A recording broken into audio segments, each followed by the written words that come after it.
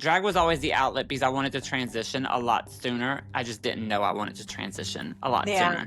So it was the So, process that kind of led you to well, this it point. was an outlet. And when I moved to Houston, not doing so many shows, I was like itching to be a girl. Yeah. And then I was super depressed. Yeah. But I was much happier when I started, like that day that I called you and I was like, hey, do you happen to close with me? I don't know if you remember. And we both closed that night and you're like, yeah, I'll meet you in the parking lot. And you walked in with me my first day going as a girl. Oh, I'd forgotten that. Yeah, you walked in with me my first day going as a girl to work. Wow. That's something that I always hold on to, because you really were a big support for me. I don't think you realized that, but you really was. Sorry. It's Discontinued. Welcome to another episode of Sorry, It's Discontinued. I'm Hilary, your host, and I am just so glad you're here with me. Now, this week, we're stepping into the spotlight with someone who's been turning heads, breaking barriers, and dazzling stages from Louisiana to beyond. My dear friend, Starr. Born and raised in Walker, Louisiana, Starr is now based in New Orleans, where she serves as the assistant manager of the Tom Ford, Mac, and Joe Malone store at the New Orleans International Airport. But trust, her presence is so much bigger than any job title. Starr is a force in the drag world, known for her unforgettable performances, fierce fashion, and her deep commitment to her drag family. She's even earned the crown Miss Gay Louisiana, US of A, not once, but twice. It's amazing. Her beauty career is just as iconic. Starr has worked with powerhouse brands like Christian Dior, Sisley Cosmetics, and so many others, bringing her artistry to every counter she touched. Not only just a makeup artist, but she's also a designer, performer, and collector with a deep love for antique toys, Barbies, and even Pokemon cards. Yes, she likes Pokemon, which I can't blame her. Starr has been a big part of my journey in beauty too, and it means the world to have shared that path with her. Her story is one of resilience, talent, and unapologetic authenticity. And in true Starr fashion, she doesn't just shine, she lights up the whole room. So grab your lip gloss and your lashes, because this episode is a celebration of glam, grit, and the gorgeous journey of one unforgettable queen. Now let's meet Starr and get into it. Hey, Starr! Hi. Welcome to Sorry, It's Discontinued. It is so good to see you. Yes, it's so good to see you. I miss you. I know, I miss you so much. Oh my gosh, I haven't seen you in a minute. You look so good. Thank you for You too. doing this, by the Thank way, on you. your day off. Yes, thank you for having me. I'm super excited. As soon as I saw you talk about this, I was like, I have to be a part of this. Yeah, I was so excited when you reached out, and the fact that, we're able to do this because you're in Louisiana, right? Yeah, I'm back in New Orleans. So you were in New Orleans. Mm-hmm. You say it New Orleans, New Orleans. I'm from Ohio. Nolans. New Yeah. Orleans, Nolans. Nolans. New Orleans, Nolans, whatever you want to say. I love how you say it. You say it so naturally. Of course, you're from Louisiana, right? So have you been in Louisiana now? You've been back for a couple years, or how long God. has it been? When I was at Saks in Houston, I was there exactly a year to the date, right? Oh my gosh, I didn't know that. I started the week of Thanksgiving is when I moved, and then I left that same week the following year. And I was there exactly a year. I Wow, left that's and started on the crazy. same day. Yeah, Wow. And a yeah, lot happened in just such a short time. yeah. That year I started transitioning. Yep. I got to meet you. I built relationships with people, and then we did a lot of stuff outside of work. We went to my friend's birthday party, and then we did To RuPaul's. RuPaul's Drag Race Yes, show in Sugarland. I yes, know, and I got to see you perform. I had so much yes. fun. We had such a good time. We I was just did. thankful to, to go out and have fun with you and be able to get out of the house because with the kids. Mhm. Well, so you're from Louisiana, right? Yes, born and raised in Walker, Louisiana. Walker. So is Yes. Walker close to New Orleans? I'm So assuming. Walker's in between Baton Rouge and Hammond. So Okay. it's like an hour and 15 minutes away from here. It's the country. Well, it's more than the country now, but it used to be like the country. It was like, I mean, it's very, very Very back country. very backwoods. Let's just put it that way. No, I Yeah. can understand. I'm from a small town in Ohio called Medina, and actually a smaller town, Sharon Center, but it was a lot of farm, a lot of land, everything was in the country. You go into the city like 30 minutes, an hour to go, to the mall or something. Yeah, when we got our first traffic light in our first Waffle House, my grandfather brought me up there to see the lights turned on for the first time. So it was an experience. Love me some Waffle House. I haven't been Oh, there in me so long. too. Me It's so too. good. Grilled cheese Oh. and So when you were in Walker and you're growing up in Louisiana, were Mhm. you in love with makeup at an early age? Like, how did you get interested in beauty and fashion? Was there people in your life that really influenced you, or television? What was your inspiration at that time? Okay, so growing up, I wanted to be a few things. I wanted to be, at 8 years old, I wanted to be either a Barbie doll, Okay.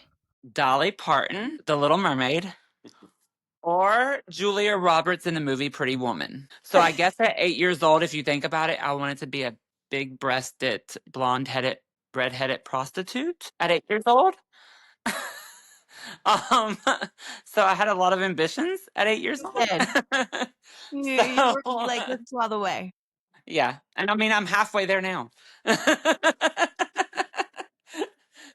38 Well, years with later. the beauty and yes, the beauty and the makeup and the Yeah, I stage mean, I presence, collect I absolutely. collect Barbies, so I was very artistic when I was little. Like I would repaint their faces and make them look like people and sew the hair and redo their faces. So when I got older, I was like, oh my god, I can make myself look like a fat Barbie doll. I can do that to my face. And then me and my friend Priscilla, our senior year, went and saw a drag show at Splash nightclub in Baton Rouge, and it just so happened. The night that we went on, it was called Country Hoedown Night, and we dressed up in we had like our Dada shoes on and our Jinko jeans and our Gadzooks shirts. And we thought we were like going to the club, and we walk in and everybody's dressed as cowboys. And I was like, what the hell? We're trying to get away from this. And we go to the gay bar and this is what it looks like. But it How was old fun. were you? 16. You were 16. Okay. Okay. Yeah. I think I had just turned 17 the first time I went to Splash. Wow. Yeah. And everybody's all in their, like, cowboy gear, and you're Yeah. all dressed up. We're dressed up thinking we're thugging and everything. This is like the early 2000s, late 90s, early 2000s. We're thinking we're like all pimped out. Like my Yeah. shoes had the little spinners on the shoes and everything. Oh my gosh. How Yeah, much it was. fun. Well, So man, you were always into fashion and makeup at such an early age, and then even just designing your own clothes and mhm. doing so much with that for yourself. Were you making your own clothes for school and I was making dresses for people because I was making my Barbie clothes because my okay, grandmother was a seamstress. She used to sew custom lampshades for some of the plantation homes and stuff like that. So she taught me how to sew. it's very specific. So yeah, so she taught me how to sew and I would sew like my Barbie clothes. Well then I started like sewing like dresses. Like I can look at something and I can duplicate it. That's Like amazing. I don't know how to use a pattern, so I tell people I cut, sew, and pray. I cut it, I sew it, and I pray it fits. And I also wear a size S for stretch. So Well, I love me a size S. yes. But yeah, so I've always done that. And then when I started doing drag, I started making my own outfits. Being from a very, conservative family, Mhm. I didn't straight up tell my grandmother that I was gay at first, and I didn't straight up tell her I was doing drag. Yeah, And when I did tell her, she wouldn't let me bring my drag into the house. It yeah. had to go into a shed outside that was air conditioned, but it went into a shed and it's and totes and everything. But she would help me curl a wig on the front porch for a drag show, but she wouldn't let it come into the house. Okay, that was their boundary. She's like, Yeah. "Okay, I'm gonna do this. This I'm gonna devil support stuff is you." not coming through the doors, but it's how she would act. Wow. Wow. So how early were you creating the clothes and starting to get into drag? So I Was started that still in drag high on school or out of high school? I just got out of high school and I started on my 19th birthday. I started doing drag on my birthday because they had a contest at Splash called Drag Idol. And I decided, let me learn how to do this. Yeah. So I Yeah. started, and then over 20 years later now, That's still doing it. amazing. That's amazing. I know when I watched you perform when you were here in Houston or even seeing your videos online, your stage presence and your energy and magnetism. I mean, it's amazing and you look so beautiful. And the way that you just portray character or the song, it's just incredible to watch. I've always just enjoyed it. Thank you. Thank And you. it's such a young age to start, you're like, this is for me, just Yeah, put I've always yourself out liked like there. theater and everything. So I've always been like that theatrical, kind of Yeah. kid. So I mean, I've always loved stuff like that. So this was like drag was always the outlet because I wanted to transition a lot sooner. I just didn't know I wanted to transition a lot Yeah. sooner. So it was the So, process that kind of led you to well, this point. it was an outlet. Yeah. Like, and when I moved to Houston, not doing so many shows, I was like itching to be a girl. Yeah. And then I was super depressed. Yeah. But I was much happier when I started, like that day that I called you and I was like, "Hey, do you happen to close with me?" I don't know if you remember, and we both closed that night and you're like, "Yeah, I'll meet you in the parking lot." And you walked in with me my first day going as a girl. Oh, I'd forgotten that. Yeah, you walked in with me my first day going as a girl to work. Wow. So Oh, it was, that's something that I always hold on to, because you really were a big support for me. I don't think you realized that, but you really was. So well, I'm glad I could be there for you. And I just admired you so much and I wanted to be in your corner because I can only imagine, so the fact that you did you it. you brought me joy my year that I was in Houston, I will tell you that. Oh, thanks, Star. Well, I want to get into your artistry skills and makeup because in Louisiana and you started working at a few stores doing makeup. I know you worked for like Christian Dior because your skills, you're amazing at makeup. Oh, well, thank you. So I started doing a lot of freelancing. So like back in the day, we didn't have YouTube and everything like they Right. have now. So doing drag, you had to physically go to like the shows and see the other queens' makeup. And I'm always been like a photographic person. Like I can look at something and duplicate it. Like my brain kind of Your photographic memory, you mean? like not really so much a photographic memory as I can look at something and my brain can break down how to do it. Wow. That's cool. So, like, that's how I'm able to make outfits that I don't use patterns for. And Right. then, like, duplicating makeup looks, like, my brain can look at it and be like, and it literally deciphers, like, step by step what to do. It's really weird, but I'm very grateful that it's like that. Late, I can look at a picture and it's easier for me to duplicate it. Yeah. I was never Yeah. able to read music, but I can hear a song and I can copy or, imitate the sound. And Yeah. I think it Well, takes a special kind of brain because we're yeah. super smart. So, And then, I played multiple musical instruments too. A lot of my friends worked at Mac. So Mac was like back in the day when I was younger doing drag, Mac was the only cosmetic brand that was an artistry brand back in the yeah. 90s and early 2000s. We didn't have like other artistry brands. And other brands didn't cater to the LGBTQ plus community like Mac did. Yeah. Well, that's Oh, when RuPaul really put it out yeah. there, right? RuPaul was their first spokesperson for Viva Glam in 1995. Wow. So they did a lot with the AIDS organizations and stuff from the 80s. And so I started freelancing and doing stuff for that. And in my drag mother, his drag name is Tiffany, he used to tell me, "Oh, you need to work in makeup. You need to get a job in makeup. Let's hire you at Mac. Let's hire you here. Let's get you a job." And I was like, "Oh, I don't want to do that because I don't want to get bored with it." I never Right. wanted to get bored with it. And then I remember living in Homa, and I was Miss Louisiana the first time because I've been Miss Louisiana twice now. So Miss Louisiana the Yeah. first Miss time. Louisiana. Oh, yeah. So the first time I was Miss Louisiana in 2014, I was contacted from a Dillard's. The cosmetic manager pretty much harassed me and stalked me on Facebook. And she was like, "Hey, I have this position for Estee Lauder open. blah, blah, blah. Why don't you interview for it? I was like, no. So I ended up blocking her. Well, one of my friends was working for Elizabeth Arden at the time. She was like, sis, why don't you just come work with us? You'll be good. You have a lot of friends working here. You know, all the friends in Mac. You have me, blah. I was like, whatever. I don't want to work. I didn't want to do that. I didn't want to be tied down to a 9 to 5 job. I Yeah. was very happy doing drag and Well, you traveling. were busy. I mean, I was, working more evenings, so to have to yeah, go I into a was store and work, an earlier shift, and I booked get and it. blessed, booked and blessed.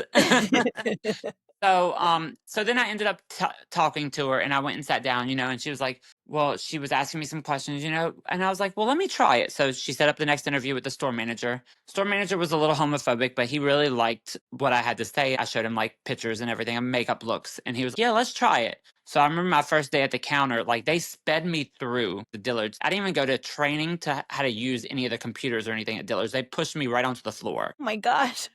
So and I was like, okay. So it was a shock to me because I had never worked in a retail establishment for makeup where I had to actually physically ring up stuff. Right. I've done Hope that freelancing. somebody would have trained you on a register, because that So shit's hard. yeah, and then the old dealers registers were really hard and They using like their were. CAD system and everything. So Oh, so you when go we in finally and you have got to make notes and oh yeah. so when we finally got to like all of that, and I ended up falling in love with helping people Hmm. and having that connection with people and people like they'll tell me, you're such a joy to talk to. You're so easy to talk to. I had one lady, recently this happened. She had just gotten diagnosed recently with like stomach cancer and they took out her stomach. So she had like a little machine in her stomach and they gave her like 2 or 3 weeks to live. And she was flying one last time to see her daughter. And she stopped in the airport and she wanted her makeup done. And I spent like 2 hours just talking to her and doing her makeup. And I felt like no one else was in the room except me and her. And a few weeks later, her daughter reached out to me because I gave the lady my cell phone number and said, hey, if you ever need anything, if you ever want to chit chat, just FaceTime me. Just don't judge me if I don't have a wig on. Right. And she was like, okay. Well, her daughter ended up calling me. Her mom had passed away. And she said that her mom spoke so highly of that interaction that she had with me. I'm getting chill bumps talking about it. Yeah, I you were broke an down and angel cried. in her life I to bring her cried. some joy in So those it few was hours. so it stuff like that is why I love doing it. Yeah. It's like the joy, like I could care less about having a sale. If I can make a connection with somebody, it's that's my joy, It's you know? powerful. Make a real impact in their life when you help people forget about what they're going through, the And then it challenges that helps they're facing. people, I don't think they realize, but it helps the person that's doing your makeup too, because like I suffer depression a lot. Mhm. And when somebody I can have to talk to about certain things, like I mean it relieves a lot off of me. Yeah. Um But it was I felt at ease afterwards. And then when her daughter called and told me that she had passed away, I was just like, I cried. But it brought joy to see that I had such an impact for those 2 hours on someone where they talked about me, Yeah. you Those are the know? moments, you're right, that we live for as artists, as people in retail. It makes all the difference. So, when you That's can what brings me impact joy. somebody's life like that. So that's why I like it. That's why I like Well, what we do.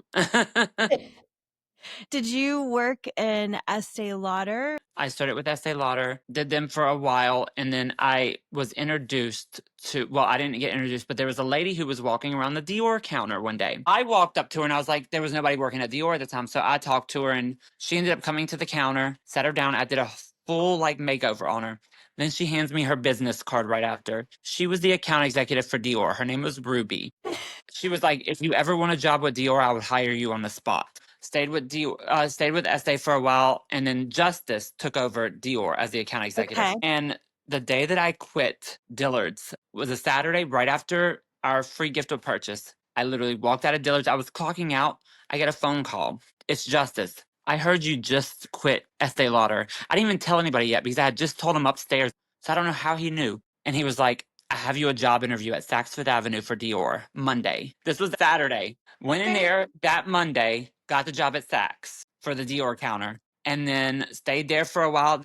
Then Justice moved to Houston, Mhm. and then the position came up at Houston. He told me, did I want to come with him? I jumped on that right away. I've always heard such great things about Dior and how they take care of their people, and they're really supportive, very helpful with certain situations. And what an amazing AE that Justice Hmm. was to do that for you. I mean, And him and I were friends for a long time. And I tell everybody, everything happens for a reason and a season.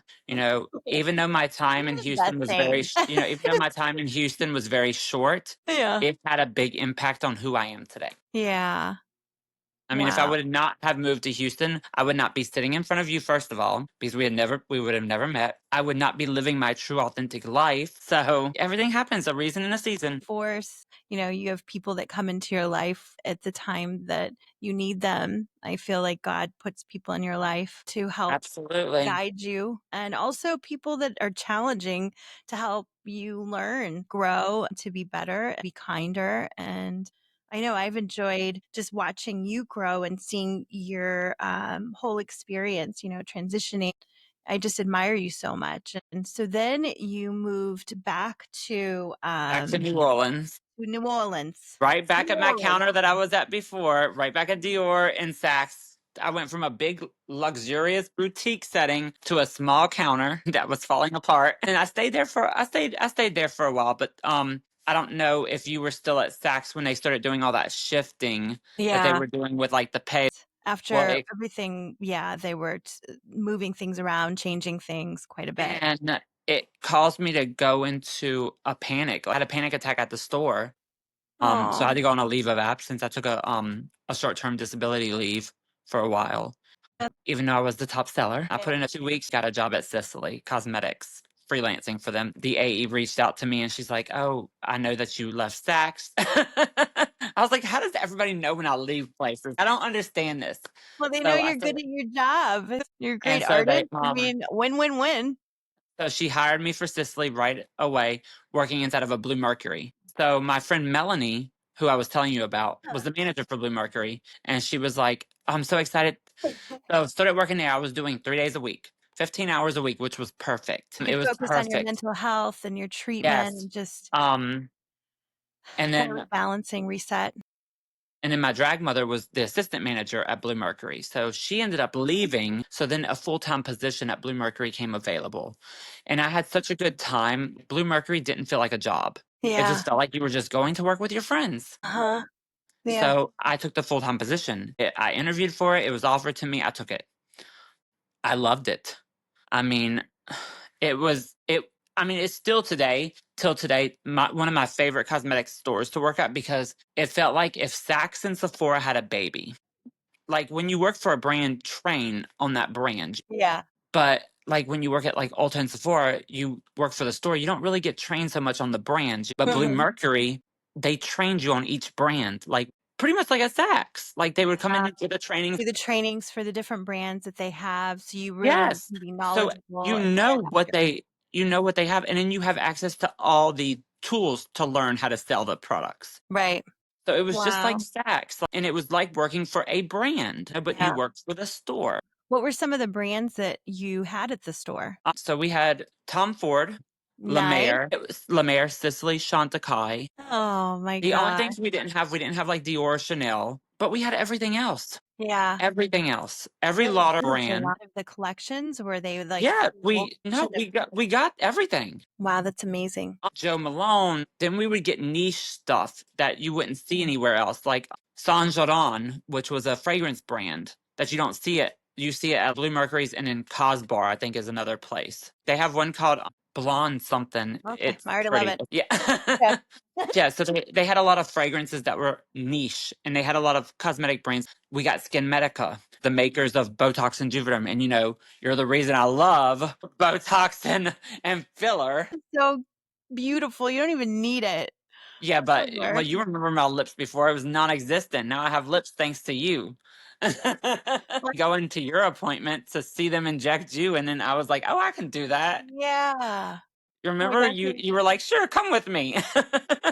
That's go check it out together. You can see Yeah. me be tortured in pain because I know you were scared of doing it. And I was petrified, but now I love I it. know I still get nervous. Poke me, put the whole syringe in that lip. Just do But it. yeah, and then when the guy who took my place at Dior when I left for Houston originally, his name was Uh-huh. Wes. He took over Tom Ford when I came back from Houston. When I moved back, he took Tom Ford. He ended up leaving. One of my clients came into Blue Mercury one day and was like, "I'm so upset, Starr. What's wrong?" I was like, "What's wrong with you?" And she's like, "Wes is leaving now too. You left me, then Wes is leaving me." I was like, "Well, where's Wes going?" "Well, he's gonna be the manager for the Mac, Tom Ford, and Joe Malone store in the airport." I went in the back and I got on the phone real quick and fast in a hurry and I said, "Why have you not called me and asked me to interview?" He was like, "Well, I didn't think you wanted to leave Blue Mercury." Well, I'll leave anywhere, Yeah, out. if it's a And I great was like, this is a different opportunity, experience. So absolutely. interviewed, they offered me the position right away. They gave me a Mac cosmetic makeup artist position. We opened up the store. A few weeks later, they were like, "Would you like to interview for the assistant manager position?" I did, and I got it. Oh, I'm the assistant manager for the Tom Ford, Mac, and Joe Malone store inside of the New Orleans International Airport. it's incredible. So, Of course, it's hard work, dedication, connecting with clients, absolutely. But a lot of it was communicating and connecting with friends and people that friends you and work with and building exactly, those relationships, your work family. And it exactly. led you And to like I this say, amazing opportunity. your work family is always, just like a family. It's dysfunctional at times, but they're Yeah. there when you need them, you know? Yeah. So Absolutely. Now, I'm curious when you were at Blue Mercury, comparing it to working at the other stores, your Dillards, your Saks, do you feel like you were doing more makeup? You were connecting more with people, or you were busier, or what was the vibe like? it was different. It was Okay. a different vibe because it didn't feel like you were walking into a department store and people were selling you stuff. Right. It felt like you were there hanging out doing makeup with your friends and you were just spending a whole bunch of money. And a lot of the ladies coming in were already clients of mine at Saks because they all lived down on Magazine Street, which is the good area of town where all the It's kind of a nicer part of yeah. that Like area. when Okay. Taylor Swift comes into town, she rents a house in that area. We see a lot of celebrities, the Mannings, like Miss Olivia Manning, that would come in all the time and I'd help her. Who's like Archie Manning, that football player, and Peyton Manning's. It's I Peyton's recognize grandmother. that name. Okay. Yeah, I get he's a it. football player. But I do all their makeup, and like a lot of big time celebrities in New Orleans would come in, like Jennifer Coolidge would come in, and Amy Schumer would come in all the time, stuff like that. So, Cool. I and get it, compared to Jennifer Coolidge sometimes. yeah, I could definitely see that. But I'm okay with it. She's amazing and stunning and, yeah, and she's a fun time when she comes in. She would come in like with her purse and her makeup would be in like a Ziploc bag, and she's like all homeless looking, and she's you look like totally you wouldn't want real. to touch her, but she's very down to earth, and she uses like Clinique and Tom Ford a lot. Oh, that's so cool. I So yeah, love that. so it was a different experience working at Blue Mercury because it didn't feel like we didn't have to be stressed about making a quota and making a goal Yeah. so much. So you wasn't focused on worrying about, oh, I got to sell this, I got to sell that to make my numbers. You were genuinely connecting with the With client, showing client, them the things that you wanted to show them because it's what they're looking for, what's right for them, exactly, and and you didn't have to having be drawn fun. down to a brand where Mhm. you had to be like, oh, you have to use this brand. No, let me show you what I use and what I believe in. Let me show you what I don't believe in. Kind of Mhm. thing. And that's why a lot Yeah. of people trusted me because even at Saks, I was like that. I would show Tom Ford or La Mer things that I used that I liked. You got me addicted to that foundation that time. The one With you gave me in what? the square bottle, the Tom Ford. Oh, Remember, yeah. I Well, do you used it have for that that. You anymore? gave me no, but you gave me a thing of it. And To I test was the addicted waters. to it. Yeah. Yeah. Well, I remember that story when you were at work at Saks in Houston and you met the woman. She was she's very quiet, didn't really want to talk to a lot of people. She had had a horrible experience at another place. Yes. She had had a really bad experience and she met you and you turned it around. And then she ended up being like some big person She from like the Middle East, from Saudi Arabia or Yeah, she something. did. She would buy all those fragrances from me. Yes, And but she she bought those Tom trusted Ford you. too. Yeah, but remember, I would bring the Tom Ford for you because she would get all these fragrances. She was some prince's mom or something in Saudi Arabia. It was like some like royalty's mom or something she Yeah. was. And she had an And experience where somebody was just, like, mean to her. They didn't, like, give her the time of day. well, because she didn't look like she had anything, and she didn't look like she was gonna buy. But my thing is like you treat everybody the same because you never know. Yeah. And she became, I mean, I was still selling her stuff even in New Orleans. She would text me. Even when I left, she still texts every now and then. And I call some of the stores to get them to send her stuff. Well, because I think she was coming to Houston. There, a lot of people would do that. They come to Houston for But it treatment. was, yeah, it was something for medical. And she would have those two bodyguards with her, those two, Mm. and they would always come in Okay. and they would have the suitcases. They'd be rolling around her suitcases. And then she would buy like Dior purses and everything while she was there. Wow. Wow. It's just such a testament to your connection and the way that you are with people. People could trust you. It's huge. Using that when you were at Blue Mercury or, now at And I use your. that now. Yeah. I mean, it's just It's a who I deal. am. Like, I mean, but you're very similar to that. Like, you have this way. I remember seeing you do makeup on this girl one day. She was kind of weird. She had that daughter. I know that you Okay. know who I'm talking about. She wanted that weird makeup that one day, and her daughter was like really bad and like running around everywhere. Yeah. She was really struggling in life. She ended up being like a big time influencer now. Really? Yes. Good for her. And she's got like the videos and pictures of when you've done her makeup, when I've done her makeup still up there. Yeah. I really Like liked her. It was a yeah, she was lot, but different, but she was very difficult. I remember, she and was nobody else wanted to touch her, and you would. yeah. Yeah. I wanted to, help. She was very nice. I know she was just really struggling. So it's Mhm. nice when you can make a difference. The truth is too, though, some days like I have the energy for it. And there's some days that I just like I But you was can't. struggling myself and I had nothing to give. Yeah, So I felt like the timing had to be right for that amount of energy. Cause like you said, you work with some of it's these customers or clients and you're depleted by the end of it because oh yeah. they need so much 'cause they don't call it retail therapy for nothing, you know?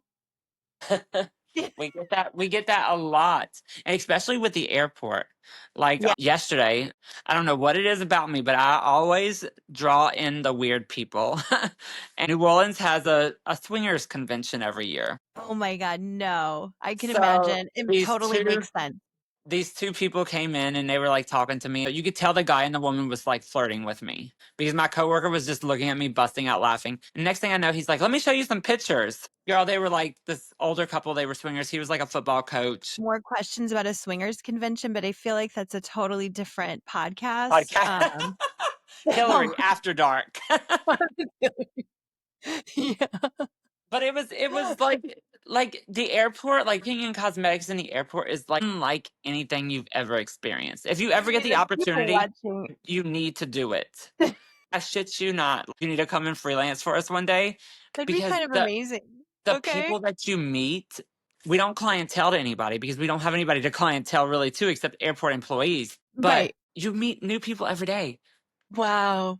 It's I'm so much sure. fun. It's so fun. And you meet like people from all over the world. Where our store is right by where the international terminal is. Wow, that's pretty cool. You get to see all Uh, kinds of yeah, people you get because to I see do all like kinds the of people. airport people watch.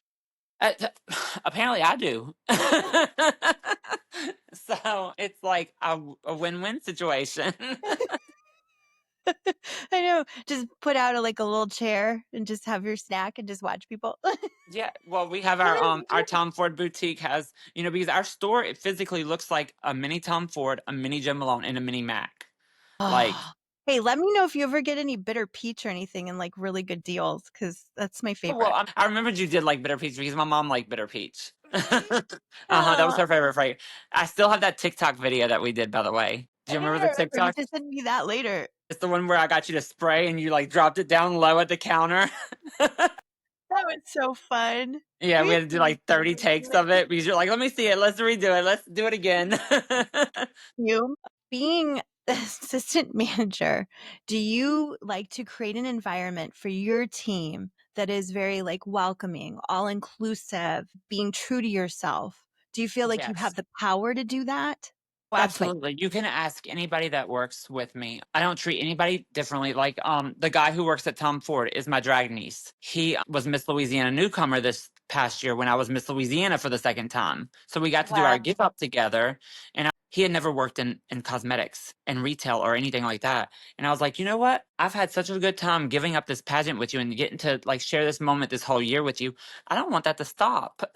So I got him an interview and he got the job right away too. But like everybody that I work with, like if you ever have an issue, come talk to me. I was like, I know I'm not everybody's cup of tea, and I'm not. I've worked with people that, in Houston that did not like me at my counter. Made it very obvious they didn't like me. But I know I'm not But that everybody's cup of helps tea. you shape to how you want your Yes. team to feel when they come in. And I want everybody to feel like I'm easy to talk to. I mean, you can talk to me about anything. If you're having a bad day, come talk to me because I've probably gone through it. I mean, it's That like makes all the difference. exactly. And I don't ever want it to feel like, I mean, I know there's a time and place, and we're there for a job, but the job doesn't have to be so job like. It could be that community and that family and that Absolutely. support because you're there more than you're there at home. Yeah. I believe in that so much because you go in and you're spending all this time with these people that, yes, we're all different. We all come from different backgrounds. But when we work together and get to know each other and support each other, it is your work family. You It can is. build that trust. I know Philip and I had talked about that in a couple episodes back. It just makes such a difference when you have that community when you go to Mhm. work. It's Exactly. It's exhausting when you have important, to but go in and you have animosity and you I can't mean, trust the people you work with. that's why I left Houston because it started feeling like that. I mean, there Yeah. was so much animosity between an associate that I worked with, that it was like, I mean, it came off towards the end of it, to me, it came off a little transphobic. Yeah. And I hate to say that because I don't think this person was. And I mean, I still think she's a fabulous person. Hmm. It's just she wasn't a person that our spirits got along, Yeah. But it I doesn't make her know. a bad person. Yeah. I talk to people like very compassionate and very like, like you do, but some Yeah. people don't, not everybody is like that. And I Mhm. always say, like, I'm not everybody's cup of tea and I know it, Yeah. and Yeah, I me don't have to too. be, Well, a I lot of don't times have to people be. would think that if I was nice to them or kind to them, they think that I was just full of shit, for one. I just wanted something from them. But I think because I grew up in an abusive environment when I was a young kid, and I was naturally too extremely empathetic. Being so empathetic and growing up in a volatile environment, I feel like life is so hard. We're all doing the best we can, every single one of us. There's And no so, reason to shoot anybody down. And I feel like exactly. that's why me and you connected so much. I don't know if I ever tell, I mean, my stepfather was very abusive to me growing up and Yeah. I was molested at a very young age.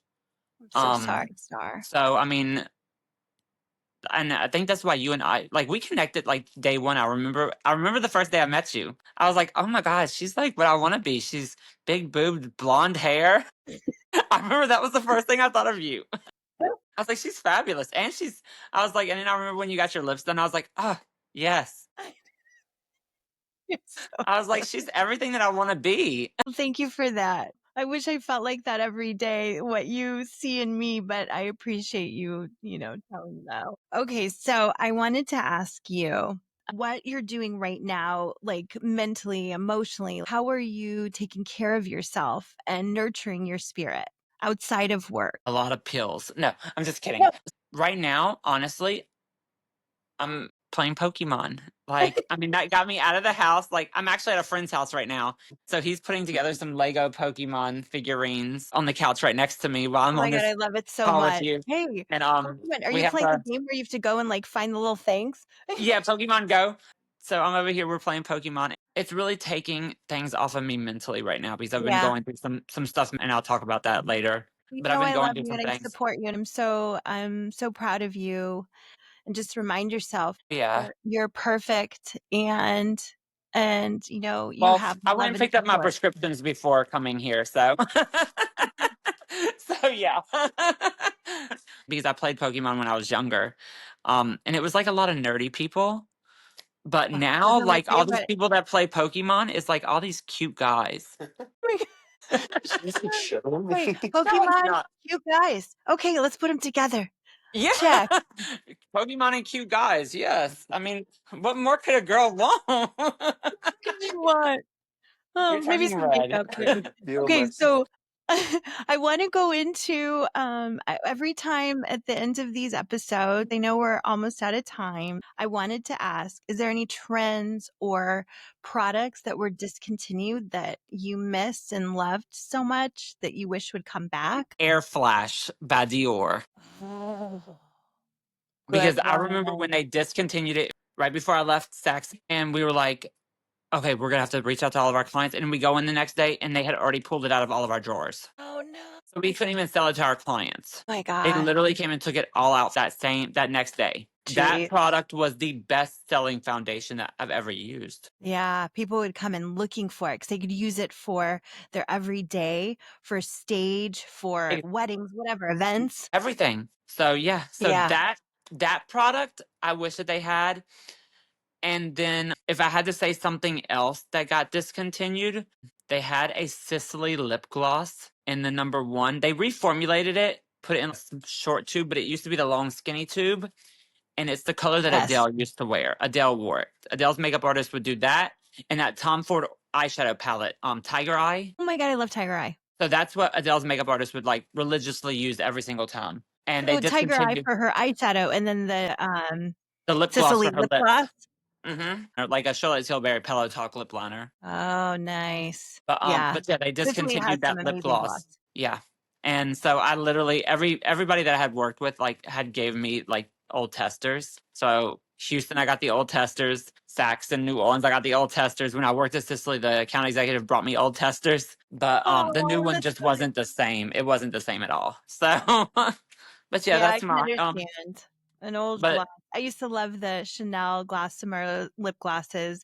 The new ones yeah. were great, but there was a color called Brilliance. It was this like silvery pink frost because I do love a frost and I could put over anything or just by itself. It instantly would transform me, or I would go back in time. I would go back to the 80s. Well, thank you for sharing those products. I am so thankful that you're here with me. Well, we might have lost Starr on the broadcast here. She will definitely be back. I'm so thankful that she was here with me. I love her so much. And if you ever want to experience an incredible artist, go see her at the New Orleans Tom Ford, Joe Malone boutique that's there in the airport, or look her up, see if she's doing a show in New Orleans when you go visit. She's just amazing. So thank you all so much for being here with me on Sorry It's Discontinued. And I love you all so much. Bye.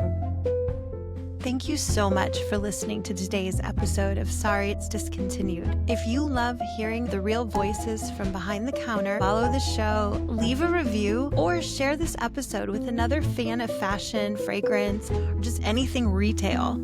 And if you've got a story to tell or an idea for a future episode, I'd love to hear from you. Just head to sorryitsdiscontinued.com. Send me a message. This podcast is independently produced and not affiliated with or sponsored by any brands or companies or retail stores mentioned. All stories and opinions are personal and reflect the views of the individual speaking. We speak honestly, but this space is meant to be respectful of the brands, stores, and careers we've all worked really hard for. So until next time, thank you for being here. And remember, a smile can brighten someone's day, whether you're behind the counter or in front of it. I can't wait to have a seat with you the next episode. Bye. Sorry.